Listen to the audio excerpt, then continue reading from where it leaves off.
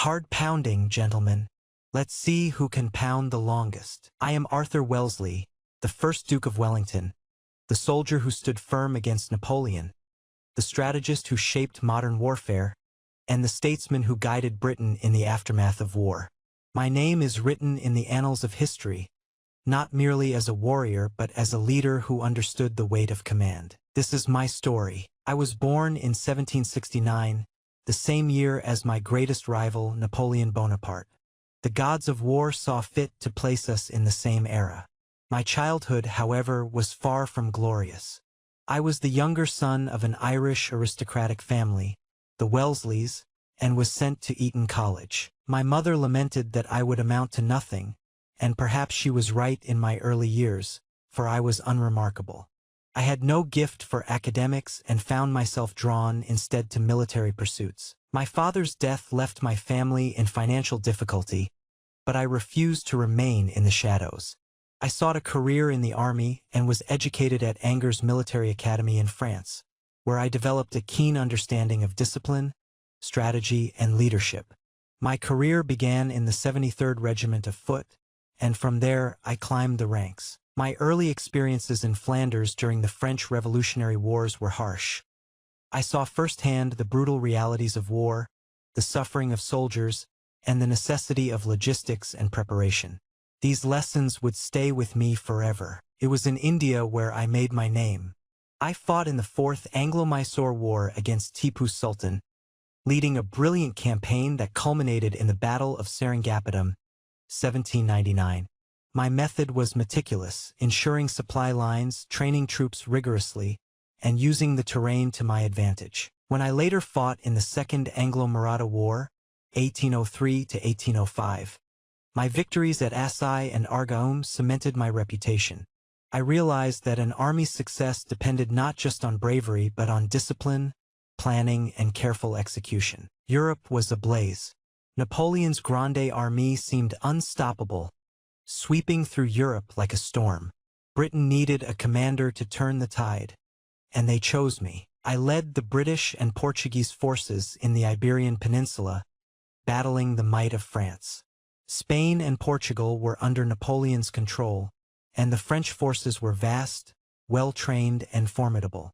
But I understood something that Napoleon's marshals did not: the power of defensive warfare and the importance of securing supply lines. My first major engagement in the peninsula was at Rolica and Vimero in 1808, where I secured victories, but my superiors hesitated, signing the ill-fated Convention of Sintra, which allowed the French to retreat unscathed.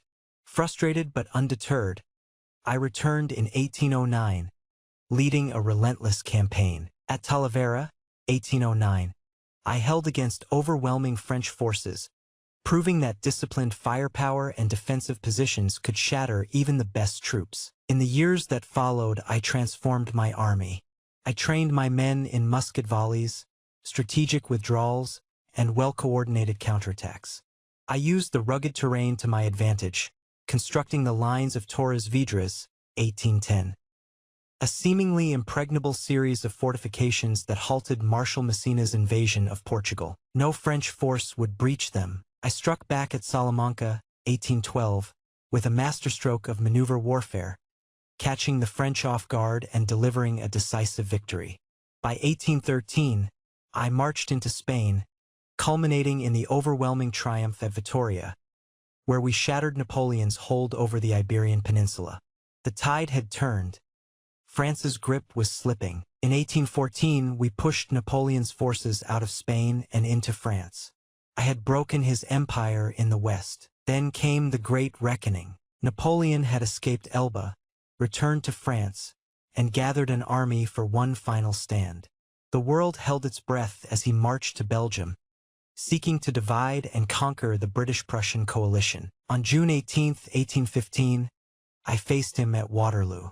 The battlefield was a mix of rolling hills and muddy ground from the previous night's rain.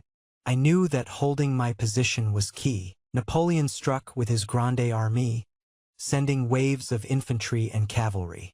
His guns pounded us, his men charged in disciplined formations, but my troops stood firm. The French cavalry under Marshal Ney launched relentless assaults against our squares, but my men repelled them each time. The battle raged for hours, and the fate of Europe hung in the balance. When Napoleon committed his Imperial Guard, his finest troops, I knew the moment had come.